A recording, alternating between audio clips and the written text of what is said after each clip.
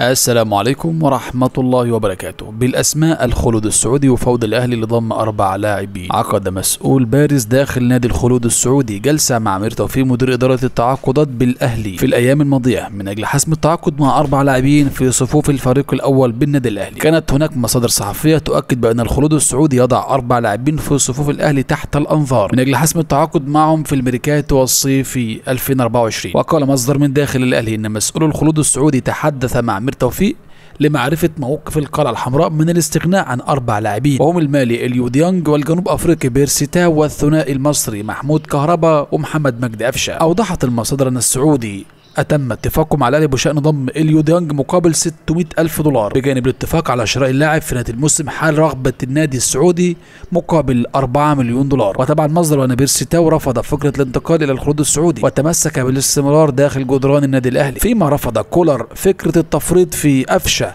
بينما تسير المفاوضات بشكل إيجابي بشأن محمود كهربا. ويترقب النادي الأهلي وصول عرض رسمي من نادي الخلود السعودي لضم كهربا، إذ حدد الأهلي 400,000 دولار للموافقة على إعارة كهربا لمدة موسم لنادي السعودي.